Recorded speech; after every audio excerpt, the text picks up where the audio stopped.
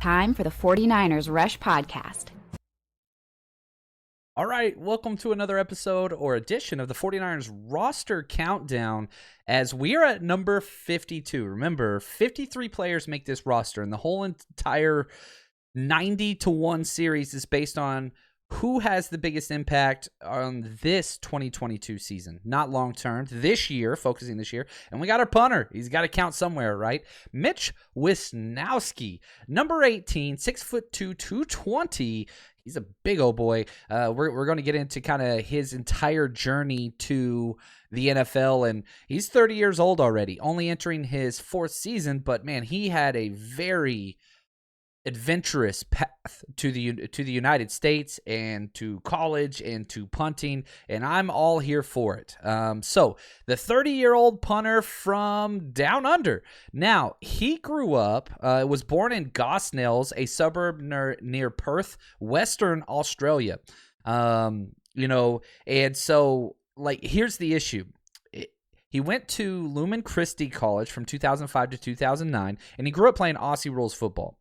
Now, he gave up the sport at 18 because he kept having shoulder injuries. And if you've seen him cover punts, I don't know of another punter that's gotten a personal foul tackling penalty because he went helmet to helmet. But he's an Aussie rules player through and through, and he's got the body for it. There's no doubt about it. But he had to walk away from the sport because of shoulder issues. Then he dropped out of school at age 16 and became a glass worker, a glazier. Didn't like that, but, kept with it, bought himself a house, all those things, whatever else. Now, what happened is he kept playing flag football version of Aussie rules football, and he had a connection with one of his friends to what's called Pro Kick in Australia, which is a training center in Melbourne that converts Aussie rules players to punters for American football.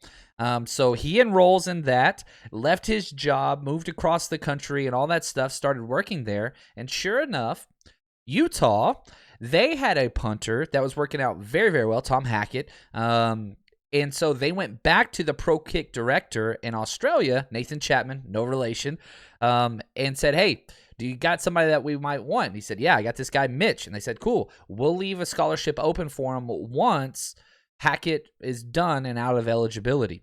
Well, the problem was Wishnowsky never graduated, so he had to do a lot of work to get to the place where he could go to Utah where there was this scholarship waiting on him. So he enrolled, moved all the way to the States, enrolled in Santa Barbara City College, the Fighting Vaqueros, in 2014, redshirted there, got his eligibility up to a spot where he could go and qualify academically for NCAA eligibility with Utah.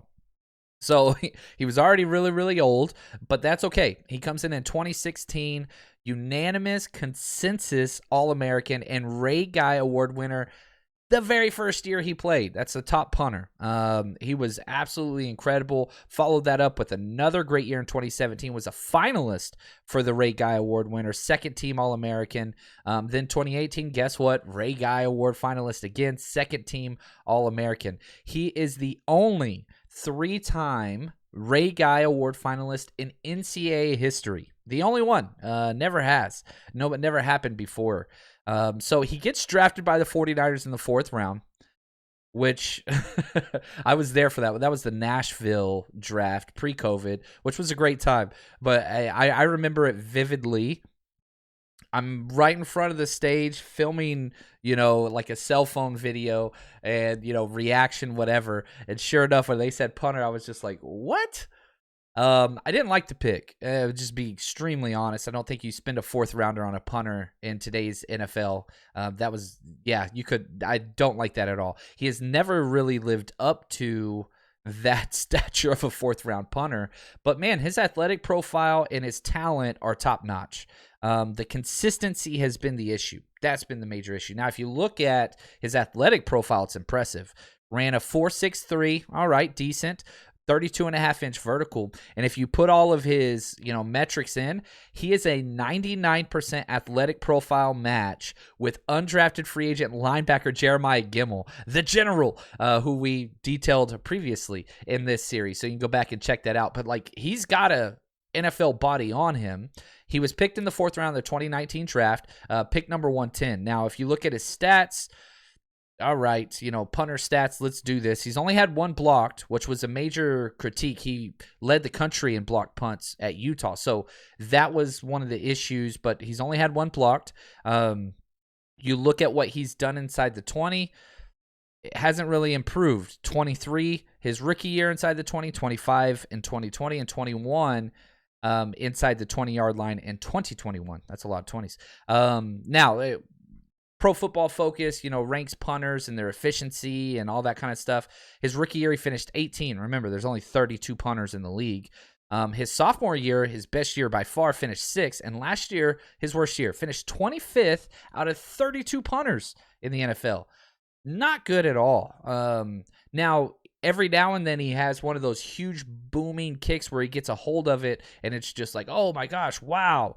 But he also had 13-yard punt, a 20-yard punt, a 22-yard punt. So there's major issues with consistency. This is the last year of his rookie deal, the 4th year, and he's played 49 games. So, he got injured, and we put in Robbie Gould, and Robbie Gould punted better than he did at, whatever age Robbie Gould is. So Mitch has the talent. There's no doubt about it. Might be the 2nd most talented punter in the NFL after Seattle's kicker. That dude's just unreal. But he's never tapped into consistently. And if he doesn't, he's got to make this roster. Okay, we got him at 52. He's making the roster. There's no competition for that, whatever else. Still on a rookie deal.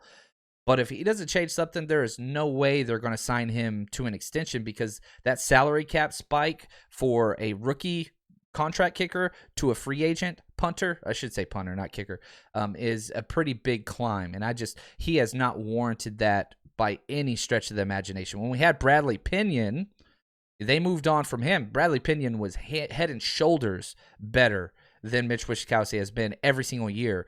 We moved on from Pinion to get Mitch because it was cheaper and the upside was supposed to be more. It didn't pan out. Maybe that changes this year.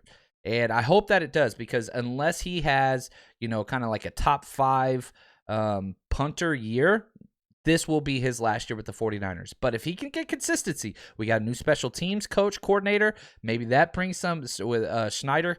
Maybe that brings some more consistency there. I don't know. But my guess is this will be his last year unless he balls out. So crossing our fingers for that.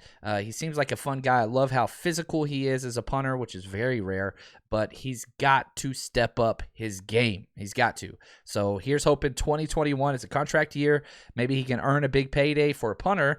Nothing would make me happier, because, man, we could really use an uptick in some special teams. It just hurts the defense whenever you have those. It's so much hidden yardage just gets lost. Whenever you have those at pivotal moments backed up into your end zone, which are going to happen, 3-and-outs are a real thing. But whenever you can't switch the field at all and you put your defense in a bad position after a 3-and-out, it's killer. It's killer. So hopefully Mitch steps up. We're counting on him, and the count will continue with the 49ers roster countdown.